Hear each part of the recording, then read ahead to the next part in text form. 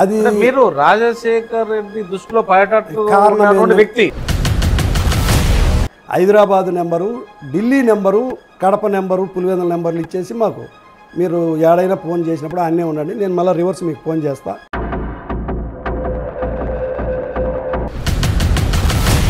మరి ఇంత ఉన్నటువంటి వారు ఎందుకు స్థానిక సంస్థల వారికే పరిమితమయ్యారనుకోవచ్చు? రాజశేఖర రెడ్డి అంటే అమితమైన క్రేజ్ ఉంది అప్పట్లో. ఆ కాలంలోనే రామకృష్ణారెడ్డి నా మీద గౌరవం ఉంటే పొడి చేయన్నాడు. ఇక్కడ వైఎస్ఆర్సీపీ కడపలో మొత్తం సిపి వేసింది లాస్ట్ టర్మ్. రాజశేఖర రెడ్డి ఉన్నా ఇప్పుడు దాకా ఉంటే ఏమన్నా పెంచునేమో కానీ అప్పట్లో ఇంకోటి ఏంది, మా మనస్తత్వం, మా నాయన, మా అన్న, నేను కూడా ఏ ప్రజల్ని ఇంతవరకు ఒక పావులా మేము వాళ్ళ దుర్మార్గంగా కానీ మంచిగా కూడా తీసుకుని ఉన్నాం. మరి టీడీపీ వాళ్ళు కేవలం అప్పుడు వచ్చి ప్రజల వంచుతున్నారు అంటారు కదా. నేను పార్టీ మారినా నా ఎంబటుండే కేడర్ రావడం లేదు. అంటారు కదా. నేను ఇప్పుడు నా స్థలాలన్నీ చాలా ఉన్నాయి సార్. మా నాయన మండలంలోని షావుకారి. ఇప్పుడు వాళ్ళ మేనిఫెస్టో 1,00,000 వాళ్ళు రాసుకున్నారు, మీ మేనిఫెస్టో మీరు 1,00,000 రాసుకున్నారు. ఇప్పుడు ఎవరెవరి మేనిఫెస్టోలో ఇంప్లిమెంట్ అయినట్టు ఇక్కడ? పోయిన 5 ఏళ్లలో ఈడు ఇంత పాలిగాడని చెప్తున్నారు కదా చంద్రబాబును. ఆ పాలిగాడు ఎంతమందికి ఉద్యోగం ఇచ్చిండో రోజంతో శ్వేతపత్రం రిలీజ్ చేయమని సార్. ఎవరికి ఇచ్చినాడో ఉద్యోగం? మా మేనిఫెస్టో అని పెడతారు, పెట్టినాక కూడా వాటిని ఇంప్లిమెంట్ చేయరు. ఎందుకు మరి ఇది? ఆర్థిక స్తోమత కావాలి కదా రాజకీయంలో. ఇప్పుడు టీడీపీ ఏమి ఇంప్లిమెంట్ చేయలేదు, వైసీపీ ఏమి ఇంప్లిమెంట్ చేయలేదు. మందిలో ఉన్నా కూడా అమ్మ అట్లూరు జెడ్పీటీసీ పిలుచుకోరండి అనేవాడు. సీఎంగా అయినా కూడా. సార్ నమస్కారం. బాగున్నారా? ఎలా ఉంది ప్రయాణం? ఏదో జరుగుతుంది సార్. మీ కుటుంబంలో ఏదో ఒక పోస్ట్ అయితే ఉంటుంది ఎప్పటికీ? 2001 నుంచి ఉంది. అంతకుముందు మండల లీడర్గా మా అన్న ఉండేవాడు, పెద్ద బైపురెడ్డి అని. ఆయన ఇట్లా రాజకీయంగా తిరుగుతానే యాక్సిడెంట్లో ఈ బాక్రాపేట దగ్గర చనిపోయినాడు. ఆయన వయసు కూడా అప్పటికి 33 ఏళ్ళు, నాకు 30. ఆ టైంలో అంతే. నేను ఇంటికాడ వ్యవసాయం చూసుకుంటా ఉంటే ఆయన ఈ రాజకీయం చూసుకుంటా మధ్యలో యాక్సిడెంట్లో చనిపోవడం జరిగింది. ఆ తర్వాత నేను బెంగళూరు కాంట్రాక్ట్కి వెళ్ళా. ఇంటికాడ వ్యవసాయం మా నాయన మా తమ్ముడు చేస్తూ ఉంటే నేను కొంత ఆర్థిక ఇబ్బందులుగా ఉండే. కేబుల్ కాంట్రాక్ట్ అని బిఎస్ఎన్ఎల్, రిలయన్స్ ఇట్లా కొంత భారీగా చేస్తా అక్కడే ఉండాలనే ఒక కోరికతో బెంగళూరులో ఉన్నా. ఉంటే 2001లో జెడ్పీటీసీ ఎలక్షన్లు వచ్చినాయి. మా అన్న ఉంటే మా అన్న పోటీ చేసేవాడు. మా అన్న చనిపోవడంతో రాజశేఖర్ దృష్టి నా మీద పడి, అది మీరు రాజశేఖర్ రెడ్డి దృష్టిలో వ్యక్తి. కారణం ఏంటంటే 83లో అట్లూరు మండలంలో రాజశేఖర రెడ్డి గారు, డిఎల్ రవీంద్రారెడ్డి, మైసూరారెడ్డి, కందుల శివానందరెడ్డి వీళ్ళందరూ కలిసి ఒక మీటింగ్ పెట్టారు జిల్లా పరిషత్ ఎలక్షన్లో. అప్పుడు జిల్లా అంతా జనరల్ ఎలక్షన్, ప్రతి ఒక్కడు ఓటేయాలి. ఇప్పుడు మాదిరి జెడ్పీటీసీ వ్యవస్థ లేదు, మండలము జిల్లా పరిషత్. ఆ ఎలక్షన్లో శివానందరెడ్డిని పెట్టారు బలరామరెడ్డి మీద. అప్పుడు అట్లూరులో ఒక ప్రోగ్రాం పెట్టారు. ఫస్ట్ రాజశేఖర రెడ్డిని అట్లూరులో ప్రోగ్రాం పెట్టడం ఫస్ట్ మీరు చూశారు. అప్పుడు ఏమైందంటే అట్లూరు హెడ్ క్వార్టర్లో పెట్టారు. హెడ్ క్వార్టర్లో పెడితే ఆ హెడ్ క్వార్టర్లో 2 రోజులు మీటింగ్ ఉందనగా ఈ రామకృష్ణారెడ్డి, పిచ్చిరెడ్డి, ఈరారెడ్డి చెప్పడం వల్ల వీళ్ళు 2 రోజులు ఉండగా ఆ ప్లేస్లో నీళ్లు వదలడము, ఆ మీటింగ్ను అసలు జరగకుండా చేయాలనే ఒక ప్లాన్తో రామరెడ్డి, పిచ్చిరెడ్డి, రామకృష్ణారెడ్డి అక్కడ ఉన్నాడు, రామకృష్ణారెడ్డి, గోవిల్ల రామకృష్ణారెడ్డి అని ఆయన తెలుగుదేశం లీడర్. ఆయన ఇల్లు కలుసుకొని ఈరాడితో మాట్లాడి ఆ మీటింగ్ జరగకుండా చేసినారు. ఆ మీటింగ్ జరగకుండా చేసినప్పుడు అంత లావు లీడరు వస్తూ ఉంటే రాజశేఖర రెడ్డి అంటే అమితమైన క్రేజ్ ఉంది అప్పట్లో. అవును. ఆ టైంలో మీటింగ్ క్యాన్సిల్ కావడం అనేది మాకు కొంత బాధాకరమైంది. మేము ఇంటర్మీడియట్ చదువుతున్నారు ఆ టైంలో. మా అన్న నేను ఇద్దరు మోటార్ సైకిల్లో ఏం జరుగుతుందో చూద్దామని అట్లూరుకి వచ్చాం. అట్లూరుకి వచ్చే మీటింగ్ ఎత్తిపోయి మేము అప్పుడు ఏందా ఇది రాజశేఖర మీటింగ్ మీరు ఎత్తిపోయేటట్టు ఎందుకు చేసినారు, ఈడ మనకంత స్తోమత లేనప్పుడు ఈడ పెట్టడం తప్పు కదా, అవతల యువతలో పెట్టుకోవాలి కదా అని చెప్పి మేము కొంత పిల్లకాయలమైన చదువుకునేటప్పుడు అని నాకు కొంత లీడర్షిప్ మీద ఉండే లక్షణాలు వచ్చినాయి. నేను ఎస్పీఎల్గా ఉన్నా. ఇంటర్లో కూడా నేను కాలేజీ ఈడ నాకు వచ్చేసి వచ్చి నేను గట్టిగా మాట్లాడితే అక్కడ ఉన్న పెద్దలు ఏమన్నారంటే అంతా ముసిలోళ్ళే. ఎవరు రా ఇల్లు అంటేనే పలానా పెద్ద బైపురెడ్డి కొడుకులు కదా అని. ఏం రా మీరు పెడతారా ప్రోగ్రామ్ అని అడిగినారు. బంగారంగా పెడతాం, మాకు ఛాన్స్ ఇవ్వండి అన్నాం. 2 రోజుల్లోనే మేము అక్కిరెడ్డి గారిపల్లి అని ఒక చిన్న విలేజ్ మాది, 40-45 ఇళ్ళు ఉంటాయి. ఆ ఊర్లో మేము అప్పటికప్పుడు మీటింగ్ స్టార్ట్ చేసి కడపకు వచ్చి వీళ్ళను వంట మనుషులు కూడా 3 బ్యాచ్లు తీసుకుపోయి 10,000 మందికి భోజనాలు ఏర్పాటు చేసినాం ఆ రోజుల్లోనే 10,000 మందికి భోజనాలు ఏర్పాటు చేయడంలో అప్పుడు ఇప్పుడు మాదిరి ట్రాక్టర్లు లేవు, వెహికల్స్ లేవు, ఏం తోల స్వచ్ఛందంగా మేము ఒక వెహికల్ వేసి బద్దేలి పల్లెల్లో చెప్పొచ్చినాం, మీటింగ్ క్యాన్సిల్ కాలేదండి, ప్లేస్ మారింది, అక్కడేపల్లిలో పెడుతున్నామని చెప్పి కొంత మైక్ అనౌన్స్ ఇచ్చినాం అంతే. దాదాపు 12,000 మంది పైన వచ్చి ఉంటారు జనాలు. ఎక్కడెక్కడ వాళ్ళు ఎక్కడి నుంచి వచ్చారో మాకు తెలియదు, మాకంత రాజకీయ అవగాహన లేదు. ఓన్లీ మా ఊరి వరకు చూసుకునే వాళ్ళమే కానీ ఈ బయట ప్రపంచం మాకంత లేదు. అప్పుడు ఆ జనము ఆ కథ చూసి రాజశేఖర్ సార్ ఏమన్నాడంటే మీటింగ్ అయిపోయినప్పటి భోజనాలు చూస్తే ప్రతి ఇంటి దగ్గర భోజనాలు జరుగుతున్నాయి. శెట్టి గారు 15 ఇళ్ళు ఉన్నాయి 45 ఇళ్లలో. ఇది నా ప్రోగ్రాం అన్నట్టుగా ఎస్సీలు అయితేమి, ఓసీలు అయితేమి, బీసీలు అయితేమి మాకు ఆ పక్క చుట్టుపక్కల 4-5 గ్రామాలలో మా నాయన మళ్ళీ విస్తరించినాం. మేము పెద్దవాళ్ళమైనాక అందరూ వచ్చి పాల్గొని దాన్ని సక్సెస్ చేసినారు. సార్ ఏం చేసినాడు, వీళ్ళ 4 కలిసి ఊరు చుట్టూ తిరిగినారు. చిన్న ఊరు కదా, 4 ఈదులు ఉంటాయి కరెక్ట్గా చతురాసాకారంలో. 4 ఈదులు చూస్తే ప్రతి ఇంటి దగ్గర భోజనం జరుగుతుంది. ప్రతి కలంలో మనం కలం అంటాం ఊరి యువతల ఈ గింజలన్నీ తయారు చేసుకునేది. అక్కడ సేమ్యాలు వేసి భోజనాలు జరుగుతున్నాయి. ఆయన వచ్చిన తర్వాత శివరామకృష్ణ గారిని పిలిచినారు. రావు ఈడ మనకి ఇంత లావు లీడర్లను పెట్టుకొని నువ్వు ఎందుకు వీళ్ళని డెవలప్ చేసుకోలేకపోయినావు అని మమ్మల్ని చూపించారు. మేమిద్దరం పిల్లలు, మా అన్న నేను. మా నాయన కొంత పుట్టి మనిషి చూసి కరుచుకొని వీళ్ళని డెవలప్ చేసుకోయా బాగుంటుంది, ఎప్పటికైనా పైకి వచ్చారు మనకు పనికి వస్తారు, వీళ్ళకి ఆపు ఉండాలా అని చెప్పి Hyderabad number, Delhi number, Kadapa number, Pulivendula నెంబర్లు ఇచ్చేసి మాకు మీరు ఏడైనా ఫోన్ చేసినప్పుడు అన్నే ఉండండి, నేను మళ్ళీ రివర్స్ మీకు ఫోన్ చేస్తా, పెద్ద బైపరీడ్ అని చెప్పు చాలు, నేను అట్లూరు మండలం పెద్ద బైపరీడ్ అని నేను ఎప్పుడైనా మనసులో పెట్టుకుంటానని చెప్పేసి మా అన్నకు ఆ నెంబర్లను ఇచ్చేసి ఆయన 1 గంట మళ్ళీ ఇంటి దగ్గర కూర్చొని ఆయన అందరితో ముచ్చటిచ్చి వెళ్ళిపోయాడు. అప్పుడు స్టార్ట్ అయింది ఆయనకు మాకు ఆ బంధం. అయిన తర్వాత మళ్ళీ ఏ కార్యక్రమం ఇదైతే ఎక్కడ మనం కానీ వినలేము, ఏ వాడకు పోయినా కానీ అక్కడనే భోజనాలు జరుగుతున్నాయి. అట్లా అది మా మీద ఉండే అపేక్ష అట్టారు ఆ ప్రజలకు. ఎందుకంటే వాళ్ళకి ఏమొచ్చినా వాళ్ళు ఎస్సీనా బీసీనా ఓసీనా అనేది లేకుండా మేము మాకు కాంట్రాక్టులు లేవు, ఉద్యోగాలు లేవు, ఓన్లీ వ్యవసాయమే. వ్యవసాయం బాగా చేసేవాళ్ళం. అప్పట్లో బాగా పంటలు వచ్చేటి, రేట్లు కూడా ఉండేటి. దాని మీదనే మేము 10 మందిని సాకినాం. మేమేం మండలం అంతా ఎవరిని సాకలా కానీ ఆ పంచాయతీ వరకు మల్లేనపట్నం పంచాయతీ, ఇరువురు పంచాయతీ అని 2 ఉన్నాయి. ఆ 2 పంచాయతీల వరకు మేము అయినాం. సో ఈ దృష్టి ఇప్పుడు మళ్ళీ మండలం మీదకి తీసుకొచ్చా. ఇప్పుడు జెడ్పీటీసీ దాకా వచ్చింది. 96లో మా అన్న యాక్సిడెంట్ లో చనిపోవడంలో వచ్చేది నేను మండల యూత్ ప్రెసిడెంట్ గా పెట్టారు కాంగ్రెస్ అప్పట్లో. నేను అది చూసుకుంటూ కాంట్రాక్ట్ వెళ్ళిపోయినా. డబ్బు చంపేయాలి కదా, మండలం లెవెల్లో నిలబడాలంటే ఎట్లా అని మా అన్న అందరికి పరులకు పెట్టి కొంత డ్యామేజ్ చేసినాడు. నేను అక్కడ పోయి కొంత కాంట్రాక్ట్లో కొంత పుంజుకుంటా. నా దగ్గర ఒక 6-7 మంది సబ్ కాంట్రాక్ట్లు ఉన్న టైంలో 2001లో ఎలక్షన్ వచ్చింది. ఎలక్షన్ వచ్చిన తర్వాత రాజశేఖర్ సారు నన్ను వాళ్ళని నిలబట్టుకొని చిన్నగా పిలిపించాడు.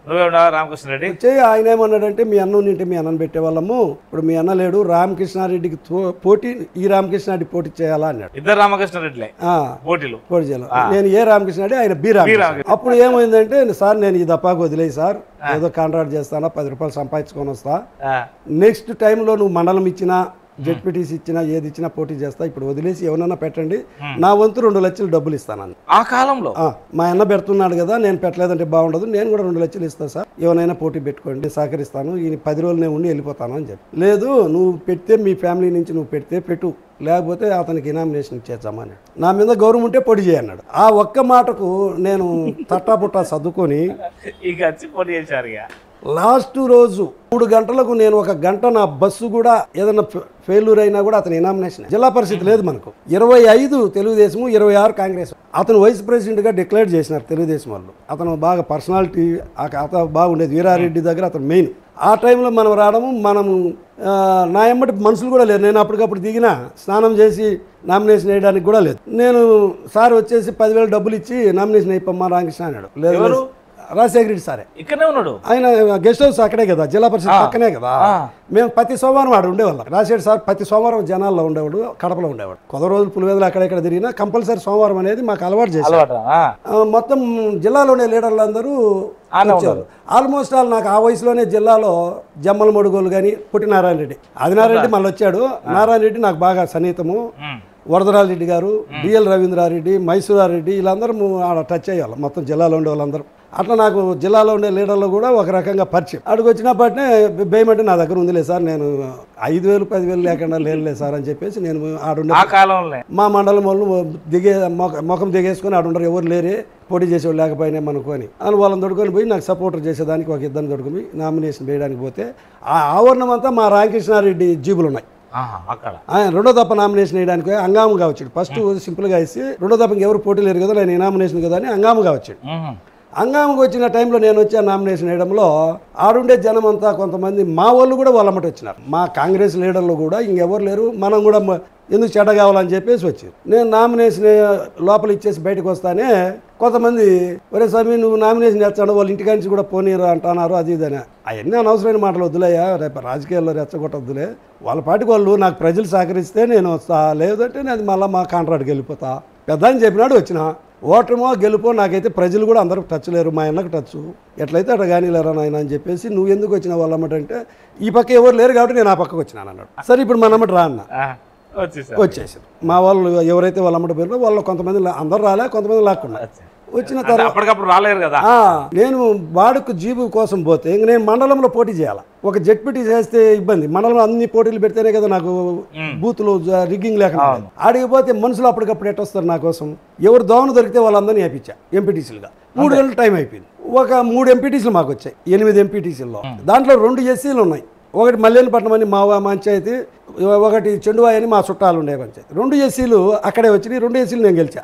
మండలం ఆటోమేటిక్గా నాకు వచ్చింది. దానికి పెద్ద లొల్లి జరిగింది. దాన్ని నేను ఇడుపులపాయలో రాజశేఖర్ దగ్గర వీళ్ళను ఆ ముగ్గురు తీసుకుపోయి దాచిపెట్టడం. నేను క్యాన్వాస్ చేసేటప్పుడు ఏ పల్లెకి పోయినా కూడా మా నాయన పేరు మా అన్న పేరు బాగుంది. ఎవరు భయన్నోళ్ళు వచ్చినారా, భయన్నోళ్ళు ప్రజల్లో ఉంటారా, లేబర్కు బాగుంటారా అని చెప్పి ఊర్ల పైన నాకు హరిజన వాడల్లో విపరీతమైన క్రేజ్ వచ్చింది. నేనైతే వాళ్ళకి పెద్దగా పరిచయం లేదు, నన్ను ఎవరు వాళ్ళు చూడాల, వాళ్ళ నేను చూడాల, మా అన్న మా నాయన. దాంతో చిన్నగా మనం ప్రజలు ప్రతిరోజు నేను అర్ధరాత్రి దాకా తిరిగేవాడిని. సో అలా మొదలైంది జెడ్పీటీసీ. వాళ్ళు మధ్యలో ఏం చేసినారంటే అప్పట్లో ఒక ఆయన కలెక్టర్ ఉన్నాడు, అతను తెలుగుదేశం పిచ్చాడు. అతను ఈరారెడ్డి ఏం చెప్తే జరుగుతుంది. అప్పుడున్న ఎమ్మెల్యే గారు, ఎమ్మెల్యే మినిస్టర్ కూడా అయిపో వీరారెడ్డి. వాళ్ళు డిక్లేర్ చేసుకోవాలని ఒక పన్నాగం పన్నాడు. దాంట్లో ఆ ఎపిసోడ్లో నాకు ఎట్లా వాళ్ళు మాట్లాడుకునే నాకు ఎట్లా తెలిసినాయి అంటే, నా ఓటర్ వాళ్ళ డ్రైవర్, అతను మా మునక ప్రాంతం, అతనే వాళ్ళ డ్రైవర్. అతను నైట్ 6కే వాళ్ళు స్టాప్ చేస్తారు, అతను డిగ్నిఫైడ్ వాళ్ళు. నేను అర్ధరాత్రి దాకా తిరుగుతూ ఉంటా. నాకు చెప్పేవాడు అన్నీ, అన్న ఇట్లా చేసుకోవాలేదో 4 నూళ్ళు 5 నూళ్ళు కానీ అయితే డిక్లేర్ చేసుకునేటట్టున్నారు, జాయింట్ కలెక్టర్ వాళ్ళోడు ఎవడో మల్లారెడ్డి సిఐ ఉండాలంటే వీళ్ళందరినీ పెట్టి ఏదో చేసేటట్టున్నారన్నా, వాళ్ళు జీవులో మాట్లాడుకుంటారు అని. ఈరోజు నేను ఇంటర్వ్యూ ద్వారా ఇది ఎలాగొక్కుతాడు ఎవరికి తెలియదు, నా ఎమ్మటి ఉండే వాళ్ళకి కూడా తెలియదు. నేను ప్రచారంలో ఒకరోజు సాయంత్రం పోయి రాజశేఖర రెడ్డి సార్ను గెస్ట్ హౌస్లో ఉంటే కలిసా. సార్ ఇటు ఉందంటే సిచ్యువేషను దగ్గరికి వస్తుంది, ఎట చేద్దాము అని.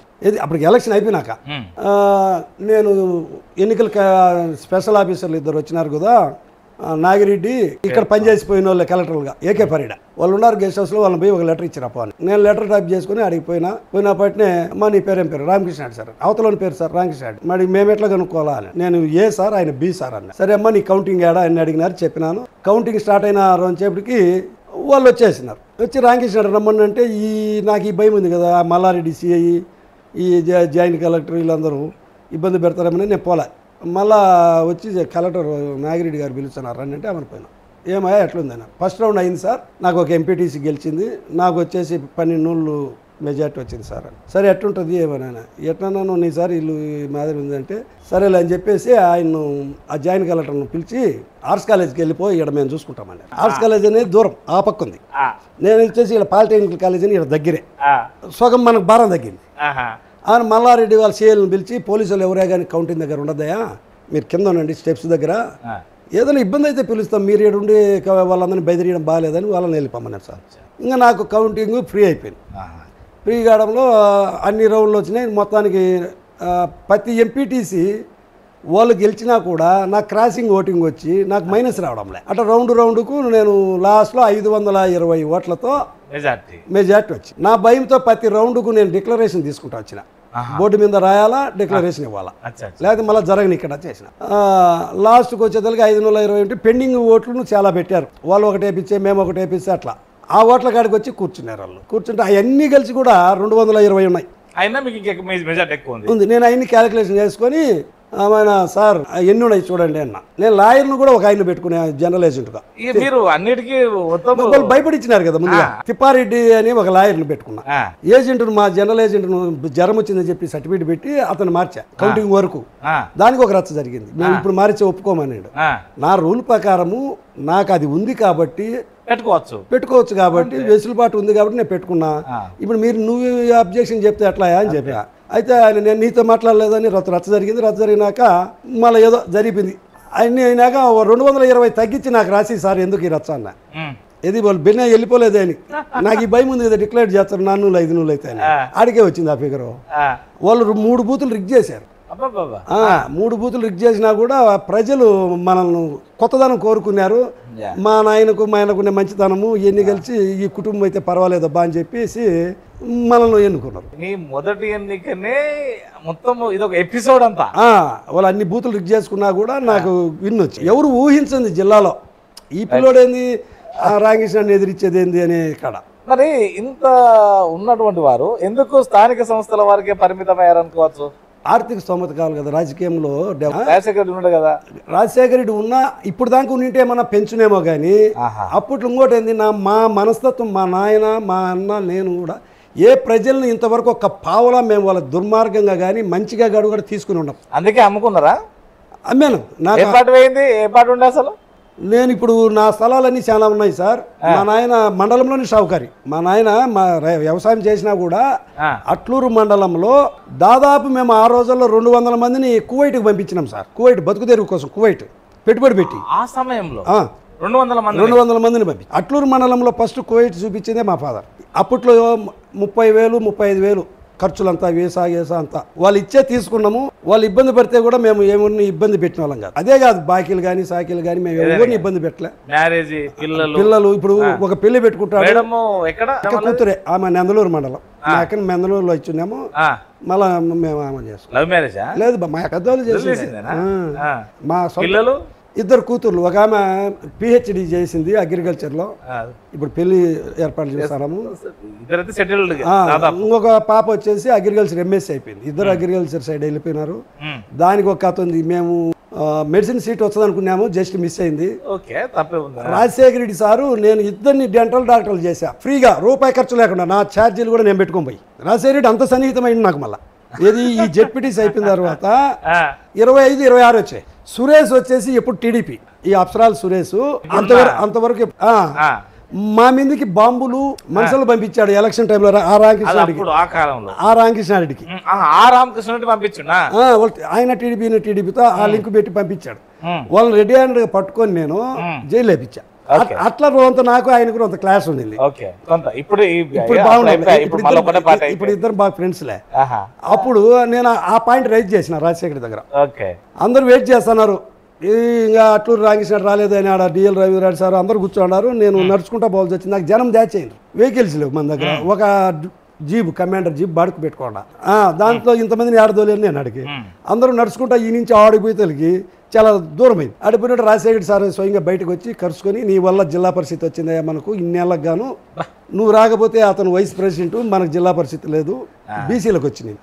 సురేష్ కూడా నీ వల్ల ఇప్పుడు అవుతాడు అది ఇది అని చెప్పాడు. సరే సార్, సురేష్ నేను ఓటు వేయాలంటే నాకు అంత ప్రాబ్లము, అతను టీడీపీలో ఉండి ఇప్పుడే వచ్చినాడు కాబట్టి మా రామకృష్ణాడికి పని చేస్తాడు అతను. నేను గెలిచినానా ఓడిపోయినానా చెప్పండి సార్ అన్న. ఓ మా నువ్వు ఇట్లా మాట్లాడితే ఎట్ట రామకృష్ణ, ఇటుపులపాయ అయిపోదాంపా మాట్లాడదాం అన్నాడు. నేను ఇటుపులపాయ రాను సార్, అది జైలు, అడిగి నేను అడిగేది ఏంది ఇంకంతే కదా. ఆయన ఆస్థానం లేకపోయి మనం ఎదిరించి మాట్లాడలేం కదా.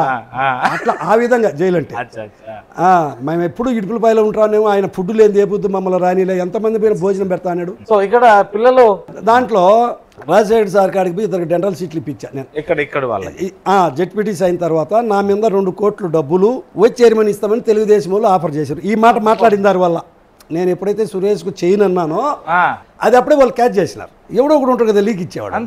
అవును, నేను నా జీబు ఆడ స్థలం లేక నేను జిల్లా పరిషత్లో పెట్టినా, పక్కనే జిల్లా పరిషత్. నేను జిల్లా పరిషత్ కాడ ఇక్కడ తప్పించుకొని ఏదో నాకు జవాబు చెప్పలే సారు అని చెప్పి నేను ఆ పక్క పోయేదానికి ఆ పక్క కందుల రాజమోహన్ రెడ్డి, వాళ్ళంతా టీడీపీ వాళ్ళంతా నా కోసం వెయిటింగ్. నాతో పాటు చదువుకున్న పిల్లోళ్ళు, కాంట్రాక్ట్ చేసేవాళ్ళు వాళ్ళు కిడ్నాప్ చేసే కాడికి వచ్చి ఒరి మా నాయనకు మా అన్నకు నాకు చెడపేరు వస్తుంది కదా, ఇంతవరకు మాకు ఇట్లా లేదని చెప్పేసి నేను ఆ నుంచి చిన్నగా తప్పించుకొని 2 రోజులకు మళ్ళీ ఇడుపులపై చేరి మళ్ళీ సార్కి చెప్పిన, నేను అట్లా పోయోని కాదులేదు సార్ అంటే. పేపర్లో విపరీతంగా వచ్చింది ఈనాడులో 2 కోట్లకు అమ్ముడు పోయినాడు, వైస్ చైర్మన్ ఇచ్చినారు, 2 గన్మెన్ రామకృష్ణారెడ్డి జిల్లా చంద్రబాబు అట్లా పనులు బాగా చేసేవాడు అప్పట్లో. దానివల్ల నన్ను రాజశేఖర రెడ్డి ఎంత మందిలో ఉన్నా కూడా అమ్మ అట్లు జెడ్పీటీసీ పిలుచుకోరండి అనేవాడు. సీఎంగా అయినా కూడా యాడికి వచ్చినా కూడా ఫస్ట్ నన్ను చూస్తే సార్ పిలిచేవాడు. నేను టెండర్ వేసుకునేటప్పుడు ఒక తూరి విశాఖపట్నంలో ఆయన మీటింగ్లో ఉన్నాడు. మేము భోజనం చేసి ఏదో మన సార్ మీ వాయిస్ వచ్చిందని అటు ఎత్తుకుంటా పోయినాం.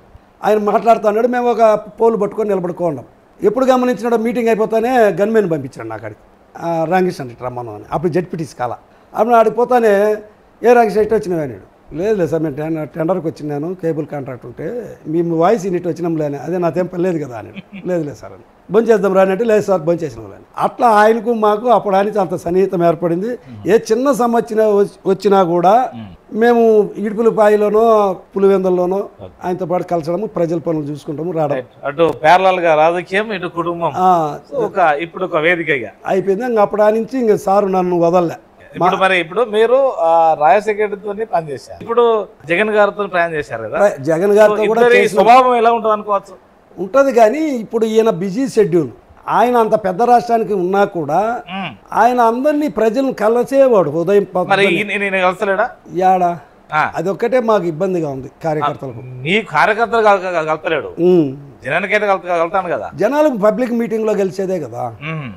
ఇప్పుడు ఆ వనరులు అవన్నీ ఇప్పుడు నన్నే కలిసినాడు అనుకో, పొద్దున నేను పోతా, నేను ఊరికి పోనుగా, మండలం నుండి సమస్యలన్నీ ఎత్తకపోతా. బడ్జెట్ తో సమస్య అవుతుంది ఇప్పుడు. మెయిన్ అంతా బడ్జెట్. ఆయన నవరత్నాల మీద ఆయన కాన్స్టిట్యూషన్ ఉంది, దానివల్ల మాకు అంతా ఇప్పుడున్న సిచ్యువేషన్ లో ఒక 3-4 డిమాండ్స్ ఉన్నాయి. కార్యకర్త స్థానిక సంస్థలు ఉన్నారు, కాస్త వాళ్ళ గౌరవేతం తక్కువ ఉన్నదని నెంబర్ 1. నెంబర్ 2 ఏంటంటే కనీసం వాళ్ళు చేసిన పనులను కానీ పూర్తి స్థాయిలో ఆ బడ్జెట్ పూర్తి స్థాయిలో కేటాయిస్తే అయిపోతుంది అని మన పార్టీకి మాకున్నే సమస్య మెయిన్ అది. అంతే. ఇది జగన్ గారికి చేరవేయాలి. ఎట్లా చేసాము? మాకు ఎంపీ ఉన్నారు కదా, అవినాష్ రెడ్డి మాకు దగ్గరే ఉంటాడు, బాగుంటాడు. అతని ద్వారా చెప్తున్నాం, ఏదో తొందరలో అయిపోతుంది అంటున్నారు. అయిపోతుంది, అదొక్క ప్రాబ్లం తప్ప. ఇప్పుడు బద్వేల్ ఎలా ఉండబోతుంది చెప్పండి? ఎలక్షన్ సీజన్ బద్వేల్లో కూడా చిన్న చిన్నవి ఉన్నాయి, కానీ లీడర్లలో అన్ని సర్దుకున్నాయి. ఏ జెండా ఎగురుతుంది ఇక్కడ? ఎగురుతుంది కంపల్సరీ. సుధా మేడం గారు గెలుస్తారు, ఇబ్బందే లేదు. ఇక్కడ వైఎస్ఆర్సీపీ కడపలో మొత్తం సిపి వేసింది లాస్ట్ టర్మ్, ఇప్పుడు కూడా అట్లనే అవుతుందా? చేస్తుంది సార్, 99%. 10కి 10 రావచ్చు. ఇక్కడ ఒక జెడ్పీ చైర్మన్ కి మాత్రమే, అమరావతి రెడ్డికి మాత్రమే స్థాన చలనం వచ్చింది. వాళ్ళందరికీ మార్చలేదు సార్. మరి మిగతా చోట్ల ఎందుకు మారుస్తున్నాడు అంటే? ఇక్కడ అంత మైనస్ రాలే వాళ్ళకు, ఎమ్మెల్యేలకు పనిచేసిన వాళ్ళకు అంత రాలే. వస్తే జగన్ రెడ్డి ఎవరిని ములాదే పెట్టారు, ఎక్కువ శాతం స్థాన చలనం చేస్తున్నాడు, మారుస్తున్నాడు, వాళ్ళకి అవకాశం ఇస్తున్నాడు, రకరకాల అనుకోండి. అంత వస్తేనే ఇప్పుడు మాకు ఒక ఎగ్జాంపుల్ చెప్తా. కమలమ్మ అనే ఒక ఆమెను తెచ్చిపెట్టారు 2006-09లో. ఆమెను 12 బూతులు మా వాళ్ళు రిగ్ చేయగలిగారు. తెలుగుదేశం వాళ్ళందరినీ మేము కలుపుకొని, ఎవరు లేనప్పుడు ఏముంటది, ఆ టైంలో ఆమె వెళ్ళిపోయింది, ప్రజలకు పని చేయలే. ఎందుకు అవసరం లేదు అయితే. ఆమె కరప్టెడ్, ఫుల్ కరప్టెడ్. వెళ్ళిపోయింది ఆమె. వెళ్ళిపోయినప్పుడు మళ్ళీ కొత్తని తెచ్చుకోవాల్సి వచ్చింది. జయరామయ్య కూడా 3 కోట్లకో 4 కోట్లకో అమ్ముడు వెళ్ళిపోయింది. అట్లా అందరూ వెళ్ళిపోయిన తర్వాత ఇప్పుడు సామాజిక వర్గమే మార్చారు. ముందు వాళ్ళు వచ్చేసి మాది సామాజిక వర్గం, ఇంకా వాళ్ళకి టికెట్ ఇవ్వకూడదని చెప్పి డిసైడ్ చేసుకొని మాల సామాజిక వర్గానికి ఇచ్చారు. వెంకట సుబ్బయ్య బాగానే ఉన్నాడు గట్టిగా, ఆయన మధ్యలో చనిపోయిన ఆరోగ్యరీత్యా బాగలేక వాళ్ళ భార్య వచ్చింది. ఈమె ఇప్పుడు మేము వీళ్ళని చూసిన వాళ్ళందరి లెక్కల బెస్ట్ క్యాండిడేట్. ఈమె ఆడకూతురు అయినా కూడా వాళ్ళ భర్త కన్నా ఎక్కువ ఇది టచ్లో, కరప్టెడ్ కాదు. ఆమె ఎలా తిరుగుతుందో నాకైతే, నా మాదిరి ఆమె కూడా ఎలా తిరుగుతుందో ఆమెకే తెలియదు. పిల్లలు 2 చదువుకుంటున్నారు మెడిసిన్, ఈ గవర్నమెంట్ ఇచ్చే జీతంతోనే నెట్టుకొస్తాను. చాలా మంచి. సరే, ఎనీహౌ ఇప్పుడైతే ఆ జెండా ఎగురుతుంది ఇక్కడ. మరి ఖచ్చితంగా ఎంపీపీలు, జడ్పీటీసీలు ఇప్పుడు ఇక్కడ మొత్తం అందరూ ఏకమైనారు. ఎవడో ఒకడారా పోయినంత మాత్రాన ప్రజలు మెయిన్ గా ఇప్పుడు ఆమె మా భార్య ఇప్పుడు మన వయసారే ఒక ఎంపీపీ ఎస్సీకి వచ్చింది. అనేది ఈ ఎంపీలలో జడ్పీటీసీలలో ఒకళ్ళు మాత్రమే జడ్పీటీసీ టీడీపీ ఉన్నట్టుంది ఇక్కడ మనం జిల్లాలో 49 జడ్పీటీసీలు వైఎస్ఆర్కి వచ్చే ఒక మా నియోజకవర్గంలోనే గోపవరం అనే మండలం తెలుగుదేశం, అతను ఒక్కడే వచ్చినాడు. సీనియర్ లీడర్ ఎలా ఉంది ప్రజలకు అందుబాటులో? అంటే ఈ నవరత్నాలు సక్సెస్ నవరత్నాలలో అటు టీడీపీ వాళ్ళు దుమ్మెత్తిపోతున్నారు, కేవలం అప్పుడు ఇస్తున్నట్టున్నారు. అట్లేం లేదన్న, ప్రజల్లో మేము రోజు ఉంటాము. బీద క్యాలెండర్లో ఉన్న వాళ్ళు చాలా హ్యాపీగా ఉండరు. వాళ్ళ పిల్లలు చదువులు కానీ ఇంకోటి కానీ ఎవరు ఏం లేదు. ఎడ్యుకేషన్ పర్వాలేదా? బాగుంది. ఇంకోటి నేను పార్టీ మారినా నా ఎమ్మటుండే క్యాడర్ రావడంలే. నేను ఒక్కనే వెళ్ళాల్సిందే, ఊరికి హెచ్చులు చెప్పుకోవడం తప్ప. ఇప్పుడు పాత రోజుల్లో అలా ఉనింది, అందరు పోతారు. ఇప్పుడు అలా లేదు. ఏ లీడర్ మారినా అందుకేనా ఇప్పుడు ఏది మూసుకొని ఉన్నారంతా. ఎవరన్నా పోతే అసలు వాళ్ళను వద్దని అంటే కనీసానికి లేదు, ఏమి లేదు.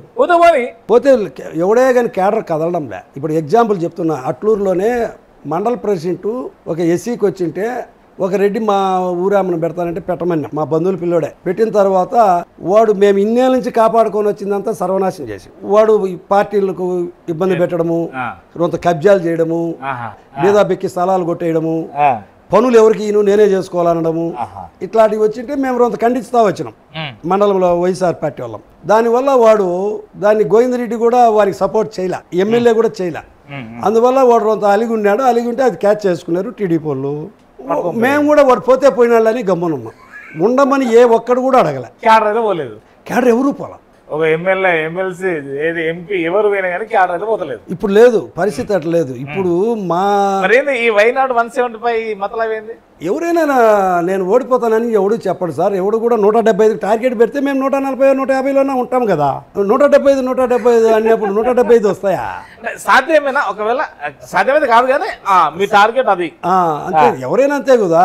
175 గెలుస్తామంటాము, ఓడిపోతామని ఎవరు చెప్పరు కదా. ప్రజలకు ఇప్పుడు మేలు జరుగుతూనే ఓటేయరు. ప్రజల్లో సార్ మీకు తెలుస్తుంది లేదు, మేము ప్రజల్లో ఉంటాం కదా. నేను పోయినా నా ఏమంటారు రారు సార్, వాళ్ళు అంతా ఇదిగా ఉంది వాళ్ళకు. మరి టీడీపీ వాళ్ళు కేవలం అప్పుడు వచ్చి ప్రజలు వస్తున్నారు అంటారు కదా, వాడిని కడుపుమంట ఇంకేముండదు వాళ్ళకు. మరి వాళ్ళు ఇప్పుడు మళ్ళీ వస్తే మేము 6 గ్యారెంటీలు స్కీమ్ ఇస్తామంటారు కదా, అప్పుడు ఎలా తెచ్చిస్తావు నువ్వు? వాళ్ళని అడగాలి. ఎలా ఉత్పత్తి పెంచుతాము, ఎడ్యుకేషన్ పెంచుతాము. ఎవడు పెంచినాడు సార్? వాని ఆస్తులు పెంచుకుంటాడు, వాని కొడుకు ఆస్తులు పెంచుకుంటాడు. ఇప్పుడు నువ్వు 5 ఏళ్ళు వెళ్ళినావు, నువ్వు తెలంగాణ వదిలే సార్. ఒకటేదో హైటెక్ సిటీ పెట్టి అది కూడా నువ్వు దాని చుట్టూ స్థలాలన్నీ నీ బంధువులు నువ్వు కొనుక్కొని జైబేరి వాని ద్వారా మురళీ మోహన్ ద్వారా కొనుక్కొని. ఓహో, ఈ స్టోరీ బాగానే ఉన్నది. అంటే ఇదంతా మీకు చాలా నువ్వు అక్కడ తెచ్చి పెట్టినావు. ఎవరికి తెలియదు అది భాగవతము. నువ్వు ఎక్కడ డెవలప్ చేసావు ఎవరికి తెలియదు సార్. అవును, ఇప్పుడు సేమ్ టైం ఇక్కడ కూడా రాజధాని ఏర్పాటు చేసినప్పుడు అదే కదా. ఇక్కడ కూడా ఏం చేసినాడు, నూజివీడు అన్నాడు. అందరూ వ్యాపారస్తులు స్థలాలు కొనుక్కునే వాళ్ళందరూ నూజివీడు పోయినారు. మళ్ళా కొద్ది రోజులు మంగళగిరి అన్నాడు, అక్కడికి వచ్చినారు. ఇతను ఏం చేసిండు, నేను పెట్టేది పలానా చోట పెడతారా, మన నాయుళ్ళు ఉన్న కాడ పెడతాను అని చెప్పేసి అవన్నీ కొనుక్కున్నాడు. ఒక్క వైఎస్ఆర్ వాడు కొన్నాడా అంటే తెలిస్తే ఎందుకు కొనుక్కో? డబ్బులు ఉన్న లేరా మాలో ఉన్నారు, డబ్బులు ఉన్న మాలో లేరా? మరి ఒక్కడైనా ఒక సెంటు కొన్నాడా? ఎందుకు కొనలే? ఇది పరిస్థితి. వాళ్ళు స్కెచ్ చేసుకున్నారు, నారాయణ పెద్దను పెట్టినాడు, వాళ్ళందరూ సర్దుకున్నారు. దాంట్లో లేబర్కి ఎక్కడ కూడా డీకేట్ అనేది లేకుండా ఒక సెంటు ఈ రోజు డీకేట్ లేబర్ దగ్గర లేదు. అవన్నీ ముందుగానే లాగేసుకున్నారు అగ్గవుగా. తీసుకుని దానికి ఒక జీవో పెట్టాడు. మళ్ళీ వీళ్ళు రెట్టిఫై చేసుకునే దానికి చంద్రబాబు. ఇదంతా ప్లాన్ ప్రకారం జరిగింది. అక్కడ హైటెక్ సీడ్ లో అట్లా జరిగింది. అప్పుడు జరిగింది. దాన్ని ఇక్కడ ఫాలో అయ్యిండు, బెడ్స్ కొట్టింది. లేదు, రెండోది ఈ పర్మనెంట్ స్ట్రక్చర్ అనేది నువ్వు కంపల్సరీ పెట్టకుండా దాన్ని టెంపరీ ఎందుకు రాసినావు అంటే నీ ఉద్దేశం ఏంది? హైకోర్టు టెంపరీ అన్నావు, అసెంబ్లీ టెంపరీ అన్నావు, ఒరిజినల్ ఏడగడతావు? ఏడో చోట కట్టాలని నీ మైండ్ లో ఉంది కదా. అప్పుడు అతని స్థలాలు కడగడతాడు. ఉమ్మడి రాజధానిగా 10 సంవత్సరాలు ఆడ ఉండాలి కదా. మనకు వైఎస్ఆర్ గానీ తెలుగుదేశానికి గానీ ఆడ చాప్టర్ క్లోజ్ చేసినారు. మనమే చేసుకున్నాం అనుకున్నాం. చేసుకున్న తర్వాత వాళ్ళ ఎమ్మెల్యే జోలికి నువ్వు ఎందుకు పోవాల్సి వచ్చి? ఒక ఎమ్మెల్యేని కొనుక్కొని ఏం చేయాలని? ఒక ఎమ్మెల్యే జోలికి పోతే వాళ్ళు మెట్టుతో కొట్టి లాభం ఏమి? నువ్వు రాత్రి పరిగెయాల్సి వచ్చా. ఆ పరిగెత్తి ఆ దరిద్రం అంతా మాకు చుట్టివి అనవసరంగా. లేకపోతే రాజధాని అందరూ కలుసుకొని ఒక కమిటీ పెట్టుకొని నలుగురికి ఆమోదయోగ్యమైన కాడ రాజధాని పెట్టాలి. శ్రీకృష్ణ కమిటీ ఏం చెప్పింది? అసలు అది అతను పెట్టిన కాడ పనికిరాదు. ఎవడైనా ఈ రోజు రాజధానికి పోవాలంటే బీదా బిక్కి పోయే రోజులు కాదు. 1000 రూపాయలు కావాలా ఆటోకు? 1000 రూపాయలు లేదు, నువ్వు సెక్రటరీకి పోలేవు, కోర్టుకు పోలేవు. ఎవడో కారు ఉన్నోడైతే పోతాడు. కొదవలందరికీ ఇదే పరిస్థితి. అక్కడ తినడానికి తిండి ఉండదు, ఏమన్నా వస్తువులు ఉండవు, ఏమి ఉండవు. ఒక అరణ్యంలో 16-18 కిలోమీటర్ల అరణ్యంలో పెట్టాడు. అది ఎవడు ఈ రోజు ఎందుకు సక్సెస్ కాలేకపోతున్నాడు? అందుకనే 3 రాజధానులు వచ్చినాయి. ఇప్పుడు 3 రాజధానులు అని చెప్తున్నాడు. సరే, ఎక్కడి నుంచి పరిపాలించినా రాజు అనేవాడు యా నుంచి పరిపాలించినా ఇబ్బంది లేదు. ఇప్పుడు సామాన్యునికి రాజధానితో పని లేదు. సెక్రటరేట్ ఊర్లోనే పెట్టాడు. వ్యవసాయదారులకు రైతు భరోసా ఆర్నే పెట్టాడు, ఆర్బీకే పెట్టాడు. ఇంకా నీకు రాజధాని ఎవడు కోర్టుకు పోయాడు, ఎవడు కొట్టుకున్నాడు, తిట్టుకున్నాడు, కబ్జాలోనికి కోర్టు. గ్రామ సచివాలయాలనే సమస్యల పరిష్కారం అవుతున్నాయా? ఆల్ సబ్జెక్ట్ అంతా అన్నే ఉంది. వాలంటీర్ వ్యవస్థ ఉంది. ఇంటింటికి వచ్చి నీకేం కావాలన్నా వాళ్ళే వచ్చి నీకు కులపత్రం కావాలన్నా, ఏదైనా భూమికి సంబంధించిన సమస్య ఉందా, ఏమొచ్చిన వాళ్ళు పొద్దున లేచి నుంచి వచ్చి అడిగిపోతున్నారు. కానీ ఎంప్లాయ్మెంట్ లేదంటారు కదా. ఎంప్లాయ్మెంట్ ఎందుకు లేకుండా పోయింది సార్? ఇప్పుడు ఈ ప్రతి ఊర్లో 10 మందికి ఉద్యోగాలు ఇచ్చారు. ఇప్పుడు జనసేన, బీజేపీ, సరే పోయిన 5 ఏళ్లలో ఈడు ఇంత పాలిగాడని చెప్తున్నారు కదా చంద్రబాబును. ఆ పాలిగాడు ఎంతమందికి ఉద్యోగం ఇచ్చిండు? రోజంతో శ్వేతపత్రం రిలీజ్ చేయమని సార్ ఎవరికి ఇచ్చినాడు ఉద్యోగం? ఏ కంపెనీలో ఇచ్చినాడు?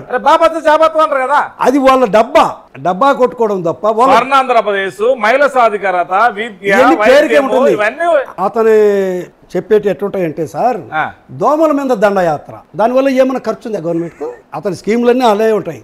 సంక్రాంతి కానుక అది 200, దాంట్లో పుచ్చిపోయిన బెల్లం ఉంటుంది, వాని హెరిటేజ్ లోంచి నెయ్యి ఉంటుంది, వాని నెట్ దాంట్లో ఐరన్ వేసి అంతా 200 కూడా కాదు, బ్యాగ్తో కూడా 200 కూడా కాదు.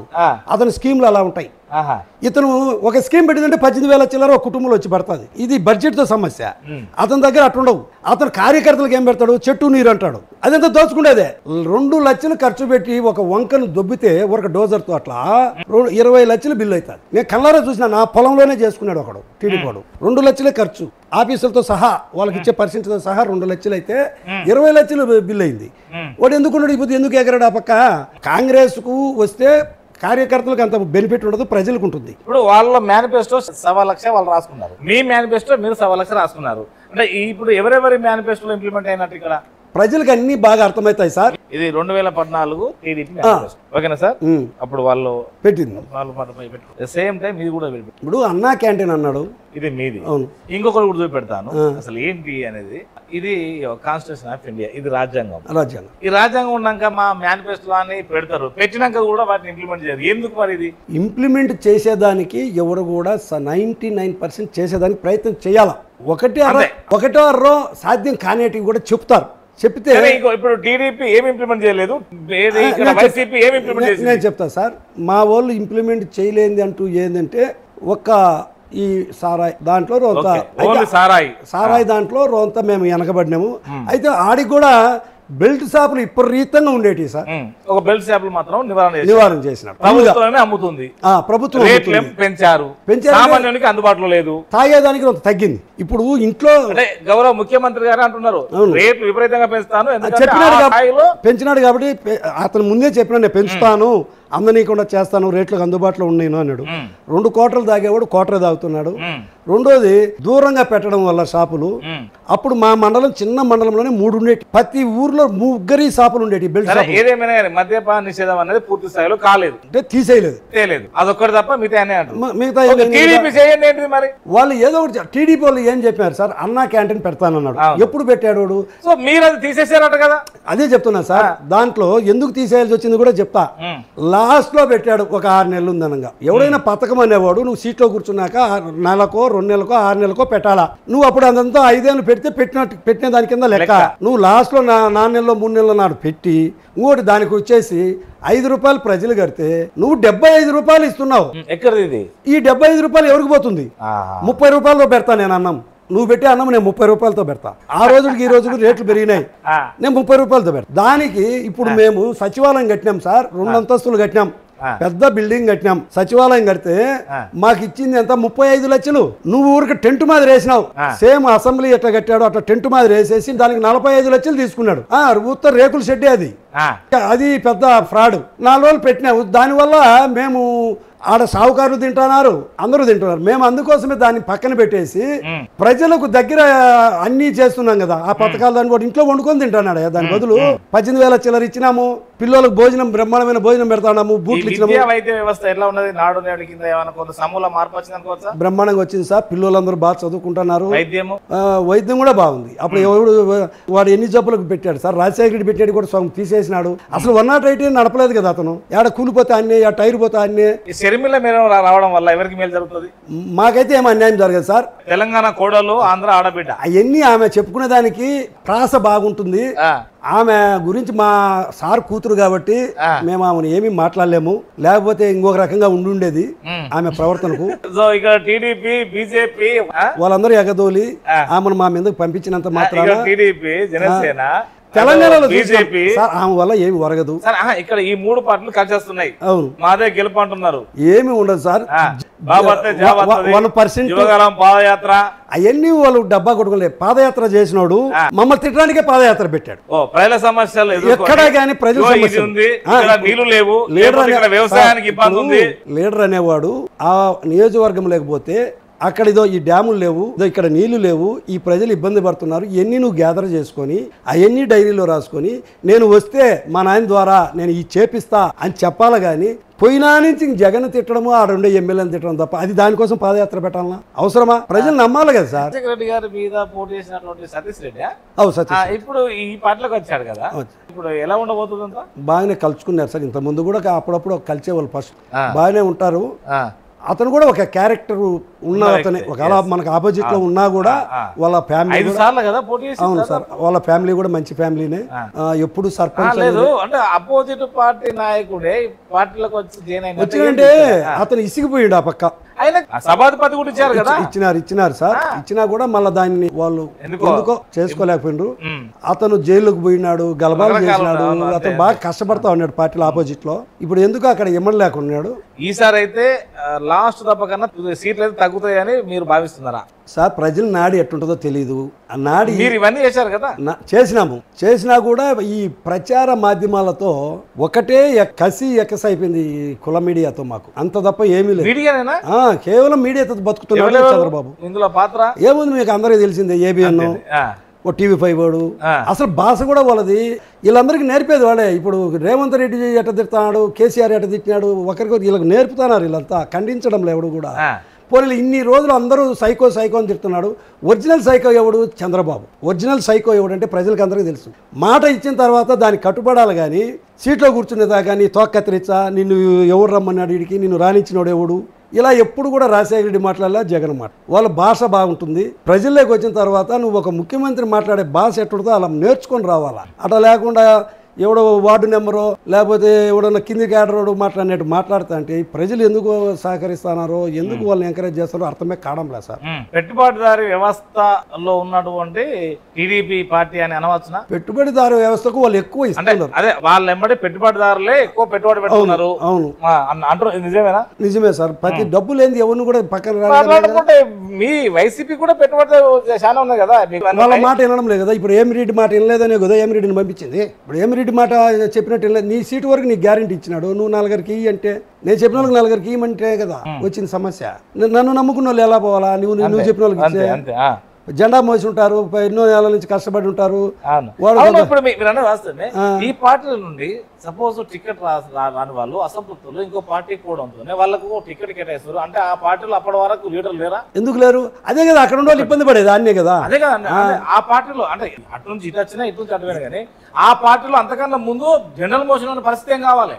అదే కదా. ఇప్పుడు అది ఏ పార్టీ అయినా దాన్ని తగ్గించుకోవాలి. ఎందుకంటే నీకు మీద నమ్మకం రాదు. నువ్వు రోజు ఒకరిని మారిస్తే ఈడ ఉన్నోడు మళ్ళీ రేపు చేయడు కదా.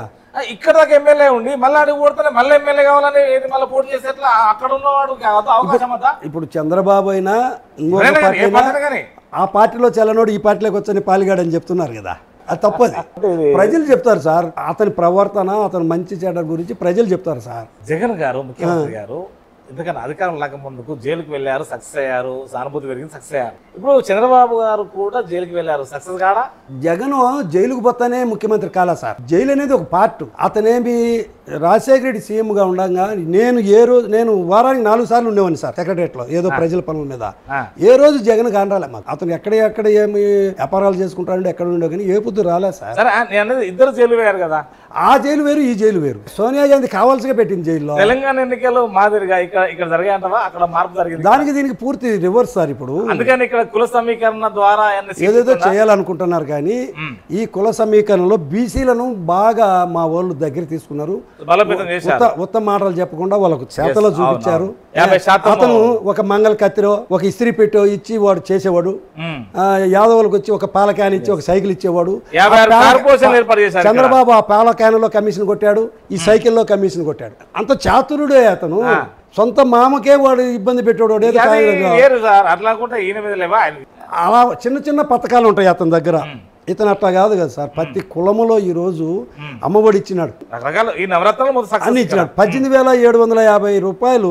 సరే, ఇప్పుడు టీడీపీ అనేక అస్త్రాలు ప్రయోగిస్తుంది. అవును సార్, రానున్న కాలంలో ఇప్పుడు ఇంత మూమెంట్ బాగా వచ్చింది, దగ్గర వచ్చింది. మీరు కూడా ఏమన్నా కొత్త పథకాలు ఏమన్నా? అది మా మేనిఫెస్టో ఆలోచన చేస్తున్నాడు సార్. ఇప్పుడు మేనిఫెస్టోలో భగవద్గీత, ఖురాను, బైబిల్ మీద ప్రమాణం చేయడంతో వాటిని తూచా తప్పకుండా ఎవరెవరికి మమ్మల్ని కొంత ఇబ్బంది పెట్టాల్సి వచ్చింది. బడ్జెట్ తక్కువయ్యి రాష్ట్రం విడిపోయింది. పనులు చేసిన వాళ్ళు కొంత ఇబ్బంది పడ్డాం. సప్పో తెచ్చి పనులు చేసిన వాళ్ళు కొంత ఇబ్బంది పడ్డం మాత్రం వాస్తవం. అది ఒక్కటే మాకు మైనస్. అంతా సిద్ధంలోనే ఉన్నారు కదా జనాలు సార్. ఇప్పుడు వాళ్ళు పెడుతున్నారు, మా వాళ్ళు పెడుతున్నారు. హృదయంలో లేనిది నీకు జనం అంత ఈజీగా రారు, చూడరు. సిద్ధంగానే ఉండరు కదా, రెడీ. సంసిద్ధం రేపు చెప్తారు సార్. ఇప్పుడు 30 సీట్లు పోగొట్టుకున్నావు, ఏం సంసిద్ధం? నీ ముఖంలో సంసిద్ధమా? వాడు తూ అంటే మోడీ ఈడు ఏటీఎం గాడు ఈడని ఒక పక్క పబ్లిక్ గా చెప్తా అంటే నువ్వు వాని కాళ్ళు పట్టుకుంటా చెప్పాను కదా పోలవరంలో ఈడు ఏటీఎం అని. వాళ్ళు ఒక పక్క నిన్ను తిడతారని కుదిరింది. ప్రజల్లో కుదరాలి కదా. నువ్వు కుదిరినంత మాత్రాన ప్రజలు కుదరాలి కదా సార్. నా ఆపోజిట్ నేను కలుసుకుంటే ప్రజలు ఉండాలి కదా.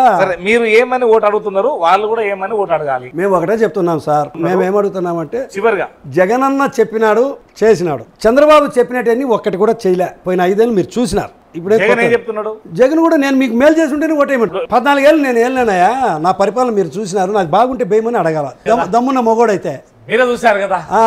కాలమే నిర్ణయిస్తుంటా. ఎట్ ద సేమ్ టైం మేము కూడా మీకు ఒక ప్రతిభాన తీసుకొస్తున్నా. ఒక సీనియర్ లీడర్ దగ్గర నుంచి మీకైతే మా ద్వారా పూర్తి స్థాయిలో అందించాం. ఎన్నికల సీజన్ అనడంతోనే వాస్తవానికి అది అందరికీ తెలిసిందే. మేమేమో కొత్తగా పట్టించింది కాదు. ఒక వ్యక్తిని మనము పబ్లిక్ రిప్రజెంటేటివ్ గా మన ఓటు ద్వారా పంపిస్తున్నామంటే మన పిల్లల భవిష్యత్తును కన్స్ట్రక్ట్ చేసేవారు వాళ్ళు. అలాంటప్పుడు ఒక ఓటు కొరకు తీసుకునే వాళ్ళు ఉన్నారు, తీసుకునే వాళ్ళు ఉన్నారు, రకరకాలు ఉన్నారు. ఇది ఒక రోజుది, ఇది ఎల్లకాలం. అంటే మనల్ని, మన కుటుంబాలని ఆర్థికంగా ఈ విధంగా చేసి ఇంకొకరికి సహకారం చేసే విధంగా దీన్ని అంటారు.